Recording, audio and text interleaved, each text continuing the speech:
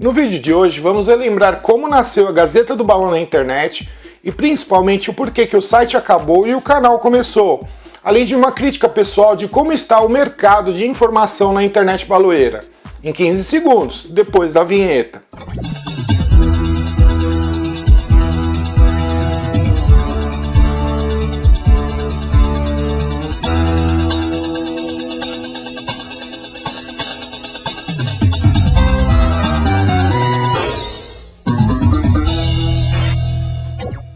Fala, amigos da arte! Amanhã começa o nosso querido mês de maio, uma data muito importante para mim, pois a cada 1º de maio a Gazeta do Balão completa mais um ano de vida. E amanhã comemoraremos os 18 anos da GB. Agora eu posso tirar a carteira de habilitação, comprar aquela revista Playboy e alugar fita pornô na locadora.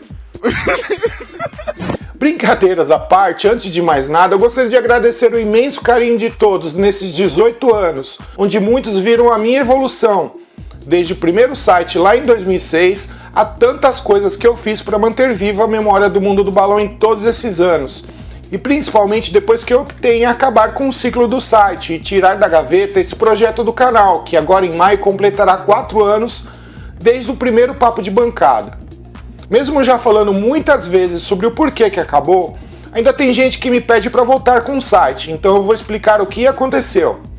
Vamos dividir isso em algumas partes. A primeira era o imenso trabalho que dava.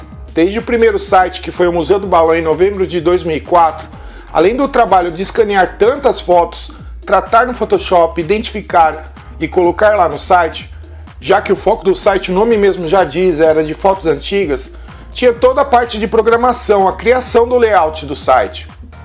Naquela época, todos os sites e blogs que existiam utilizavam plataformas de hospedagem gratuitas, que disponibilizavam templates, uns modelos de site onde a pessoa não precisava manjar de nada de programação.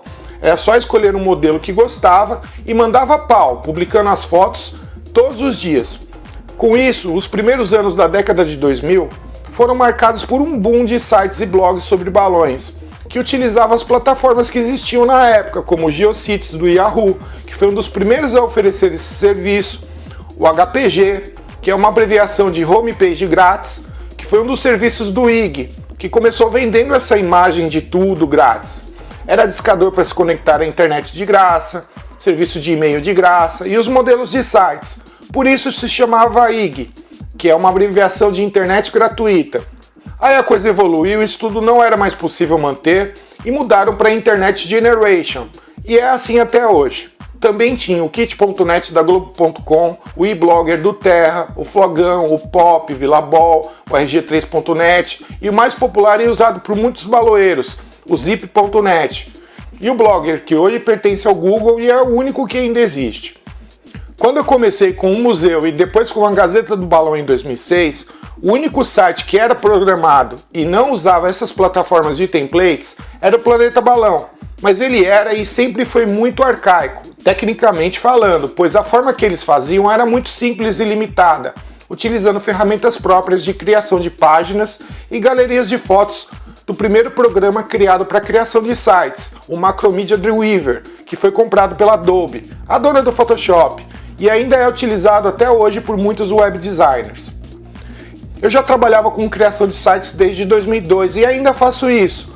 Por esse motivo, sempre tecnicamente falando, todos os sites da GB eram infinitamente melhores que os blogs e sites de balões existentes. É verdade. Quer dizer, às vezes não. Saindo dessa parte de estrutura e código sem fim, todos os sites e blogs davam o mesmo trabalho para todos os seus donos, digamos assim. A cada domingo, por exemplo, eram centenas de e-mails que a gente recebia com as fotos dos balões soltos, e a gente tinha que baixar tudo, identificar os balões, redimensionar as fotos e subir para o site, o que ocupava horas e horas de trabalho. É preciso muito trabalho. Com o tempo eu fui pegando jeito, mas mesmo assim dava muito trabalho. Eu e todos os donos de sites e blogs praticamente perdíamos o domingo todo fazendo isso. A segunda parte da história, a responsável realmente pelo fim de toda essa onda, é a influência das redes sociais, e ela tem que ser subdividida em duas partes. A primeira, que para o baloeiro é muito mais fácil e prático enviar suas fotos direto para as redes sociais, que no caso lá na época era o Facebook, já que até então, como eu disse, os fotógrafos e turmas colaboradoras dos sites e blogs tinham que chegar de casa depois de uma longa viagem vindo dos campos e resgates, ligar o computador, esperar aquela eternidade para ele carregar e depois enviar as fotos com uma internet bem lenta para o nosso e-mail, né? E com as redes sociais, lá no começo com o Orkut e desde o comecinho da década passada, principalmente com o Facebook e o WhatsApp, basta enviar as fotos direto do celular, do smartphone, enfim, como todo mundo faz hoje, muitas vezes até mesmo direto do campo. Com isso, a queda de envio de e-mails com as fotos caiu demais, praticamente zerou. Muita gente que tinha esse costume de fotografar os balões, seja com celular ou com câmeras fotográficas, e depois enviavam isso pra gente, começaram a fazer isso diretamente nas suas redes sociais próprias ou nos grupos do Facebook, que é o que realmente acontece hoje. E isso gerava muito mais trabalho para salvar as fotos e depois a gente tinha que pegar isso tudo e subir para o site. Uma outra parte dessa história é bem ligada ao ego do ser humano. Tem muita gente que depende de uma curtida, de um comentário para ter seu dia mais feliz. E com as suas fotos publicadas num site, a pessoa não tem aquela massagem no ego como tem nas postagens feitas nas redes sociais. Para mim mesmo, não concordando em partes com tudo isso, eu até entendo, faz parte, e até eu mesmo faço isso. Nem sempre por ego, mas também porque eu presto um serviço de informação. E o feedback, as opiniões e curtidas de vocês me ajudam a trilhar o caminho do meu trabalho, seja como fotógrafo ou como jornalista. Ah, Dima, mas não é a mesma coisa que tanta gente faz nas redes sociais e nos grupos de WhatsApp? Não, e eu explico por quê. Quando eu escrevo qualquer história, um artigo, enfim, desde a época do site e agora no meu canal, ou até mesmo quando eu publicava as fotos no site e hoje nas redes sociais, eu tenho a ciência da enorme responsabilidade que eu falo, sobre tudo que eu falo e também sobre o que eu informo. Primeiro por princípios, depois por ter consciência de que tudo que eu falo pode sim influenciar as pessoas. Eu não digo pelos seus atos, até porque eu não ensino e incentivo nada aqui, mas sempre em fazer com que a informação ou a história siga viva e correta, pois sabemos que uma mentira bem contada, sem dúvidas, vira verdade na boca de quem não tem responsabilidade. Como a gente vê, por exemplo, nas fake news. Então, mas aí, pois é. Por isso, eu sempre corro atrás da informação correta e todas as versões e lados da história. E no caso das fotos e vídeos do site, e também aqui no YouTube, quando o canal era apenas de vídeos de solturas, eu buscava sempre publicar certinho com a data da soltura, e se não desse no mínimo, o ano, né? Além, claro, do nome da turma e de onde o balão subiu, no caso o estado. Nem sempre eu acertava, e nem sempre eu vou acertar, mas pelo menos eu tento. E quem me conhece sabe o quanto que eu sou chato quando vou escrever uma matéria aqui pro canal. Eu ligo para um monte de gente, chamo no WhatsApp, consulto livros, leio jornais de balões antigos, vejo álbuns de figurinhas e até mesmo assisto vídeos no YouTube e fitas e DVDs dos balões para pegar algum detalhe, alguma informação ou até mesmo poder descrever o que aconteceu. Já o simples usuário de redes sociais que não pensa e age como eu, publica textos que recebe aí nos grupos de WhatsApp, em postagens no Facebook e nem sabe se é verdade. Pra vocês terem uma ideia, eu tenho um amigo que tem um canal aqui no YouTube que muitas vezes ele cria alguns vídeos contando histórias, mas todos os vídeos que eu vi são cheios de erros e eu nem tô falando de edição e pós-produção, isso é um outro assunto. Mas os textos mesmo, que provavelmente ele recebeu pelo WhatsApp e já saiu publicando. Eu tenho certeza que ele não checou nada. Isso pode ser aparentemente uma coisa que não tem problema, inofensiva, mas é a forma errada de fazer. Algumas dessas histórias que ele conta, por exemplo, eu mesmo já contei aqui no meu canal.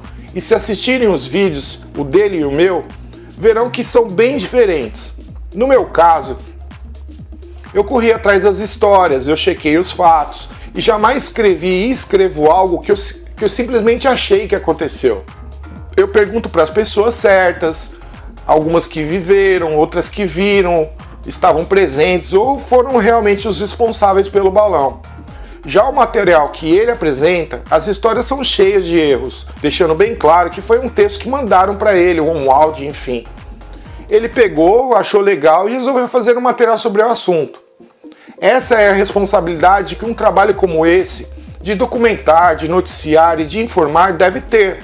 Não só no mundo baloeiro, mas em qualquer veículo de informação, seja na internet, na imprensa escrita ou na imprensa falada. Outra coisa que ainda vejo é quando o nego pega os textos que eu escrevia no site e joga por aí. Isso eu vi e ainda continua. E ainda eu tenho que ver um monte de gente curtindo e comentando, parabenizando a criatura pelo que ele fez, como se ele tivesse criado alguma coisa. Aí deu ruim, né? Tinha um canal, por exemplo, que obviamente eu não vou falar o nome, né?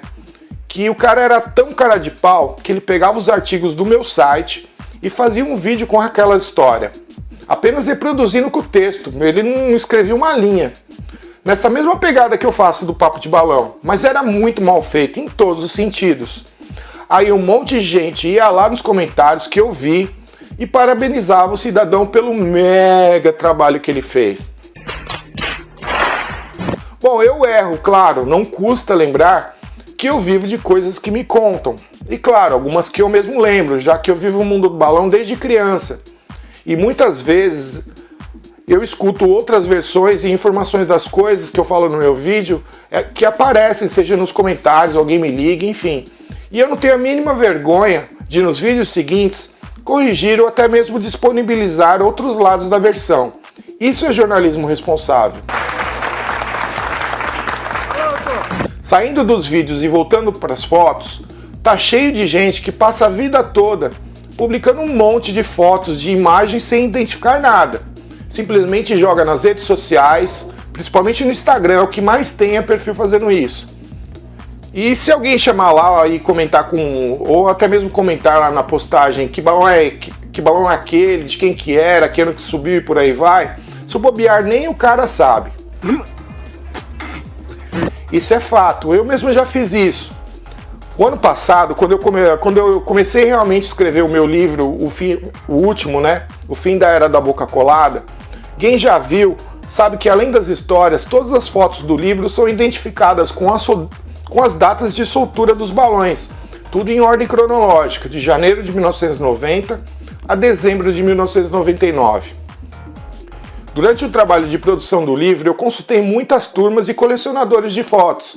E nesse caso, eu vi muitos acumuladores de fotos que nem sabem nada das fotos que eles publicam, apenas jogam lá na internet. E o pior, eles nem sabem explicar o porquê que eles fazem isso. A real mesmo é que o prazer da pessoa é apenas de despejar as fotos, como eu mesmo digo, vomitar fotos. E dane-se a manutenção da história. Não importa de quem que é o balão, quando ele subiu, onde ele caiu, se ele tem uma história legal por trás e por aí vai. E isso é muito comum. Tem umas pessoas que, sabe lá como, viviam de pegar fotos lá da Gazeta do Balão. E até hoje ficam publicando sempre as mesmas fotos, em tudo quanto é lugar. Até cansa de ver. E o pior, ainda erra um monte de nome de turma, muitos tamanhos de balões e até mesmo o ano da soltura do balão. Foi por isso que a GB acabou, porque eu cansei de plágio. De ver um monte de gente pegando meu trabalho, que como viram não era nada fácil, né? Para ganhar suas curtidas, com o mínimo do esforço. Eu sei que a GB era importante para o mundo do balão. Eram mais de 250 mil fotos, todas organizadas, separadas por anos até 2005 e de mês a mês a partir de 2006. E bastava você ir lá na busca do site que você encontrava o balão pelo nome da turma, pelo estado e até mesmo pelo tema da decoração ou da bandeira e do painel. Por isso tudo que o site acabou. Além do custo para mantê-lo na internet, que não era barato, era muito caro, porque uma simples hospedagem não dava conta pelo excesso de arquivos e de acessos, eu não tenho mais tempo para baixar as fotos, organizar e subir para o site. E também não vou ficar alimentando esses usuários que nem sabem como ligar um scanner ou escrever um artigo. Para finalizar, a real mesmo é que há alguns anos eu parei para pensar, e se eu morrer, como é que fica a história do mundo do balão? Se eu partisse, obviamente eu não pagaria mais a hospedagem do site, e tudo seria excluído e tudo seria perdido. Como só eu que fazia isso, e de certa forma faço corretamente, todas as décadas de trabalho que eu tive e o legado de tanta gente que foi importante para que o mundo do balão fosse como é hoje, seria enterrada junto comigo. Por isso que eu mudei todo o meu trabalho, principalmente aqui no YouTube, onde eu excluí mais de 2.000 vídeos de balões que eu publicava desde 2011. Quando eu criei o canal, que por sinal foi o primeiro no YouTube, diga-se de passagem, eu mudei o foco, criando esses documentários e os papos de bancada. Assim, se eu partisse, a história não seria perdida, já que no YouTube, provavelmente esses conteúdos vão continuar por um bom tempo. Um exemplo disso são os vídeos do Manel da Cometa, do Paulinho Carrapato, do Sérgio da Emenda e do Ivo Patrocínio. Se eu não tivesse feito essas entrevistas, jamais teríamos algo deles gravados e apresentados com qualidade e ainda em vida. Mas a Gazeta do Balão, o site não morreu e não vai morrer. Além de todas as histórias, os artigos publicados no site que estão sendo convertidos em vídeos aqui no canal, eu tenho os livros que eu escrevi, que também foram feitos com essa linha de raciocínio. Tirando o primeiro, que foi o que eu contei como foram os primeiros 30 anos da Turma da Emenda lá em 2014, já no segundo, o Gigantes de Papel, o foco era de eternizar os balões gigantes, como tudo começou e evoluiu até os balões atingirem e passarem da impossível e improvável até então barreira dos 40 metros. Já no terceiro livro, eu busquei registrar como é que o balão moderno chegou em São Paulo, se desenvolveu por toda a década de 1980, isso tudo na visão das turmas consideradas responsáveis por isso, que é a Turma da União, a Praça do Aeroporto e a Amizade. E no último, que se chama propositalmente O Fim da Era da Boca Colada, já que foi na década de 1990 que essa forma de colocar a boca nos balões, acabou de vez, eu conto algumas histórias pontuais de balões e turmas responsáveis e protagonistas pela continuação da evolução do balão aqui em São Paulo. Quem tem, principalmente os últimos 3 livros, sabe que praticamente todas as fotos publicadas estavam lá no site. E essa era uma das intenções que eu tive mesmo. Como eu disse, eu tenho a plena consciência do que, se eu partir, tudo no site seria perdido e praticamente é impossível, por mais que eu quisesse que tivesse, tô falando sério, eu queria que tivesse mesmo uma outra pessoa que fizesse algo parecido com o que eu fiz ou com o que eu faço. Então, com esses livros, a Gazeta do Balão na internet, todos esses anos de dedicação que eu tive no mundo baloeiro seria eternizada, mesmo que por uma parte, já que não tem como eu colocar todas as fotos que eu tinha de cada um dos balões no site, mas pelo menos 2 de cada estão no livro para que esses trabalhos não sejam esquecidos com o tempo. Eu tenho um projeto sim de continuar contando em livros como foram as décadas seguintes, e claro, contar como é que foi no Rio de Janeiro e no Paraná. Ufa! Essa é a minha história, a minha vida, a minha extrema preocupação em não deixar que o legado de tanta gente seja apagado como uma bucha de balão. Muito obrigado por estarem comigo por 18 longuíssimos anos. Eu não tenho nenhum arrependimento de me dedicar ao mundo do balão, em fazer tudo o que eu fiz, de correr os riscos que eu corro, que são bastantes, devido à minha exposição, e principalmente de deixar de fazer e soltar balão. Também não me arrependo nem um pouco de deixar a minha carreira de DJ, que era bem sólida, de lado, e viver a cada dia um parágrafo novo nesse mundo que o destino me levou, e tenho muito orgulho do caminho que eu sou levado. É isso, meus amigos, se você gostou, já deixa seu like no vídeo, se não for inscrito no canal, já se inscreva e ative as notificações, para o YouTube te avisar sempre que eu publicar um vídeo novo. Bom, eu vou ficando por aqui, e a gente se vê no próximo vídeo, sempre com mais uma boa história sobre o nosso querido mundo do balão. Um abraço bem sentado e um beijo a todos, tchau!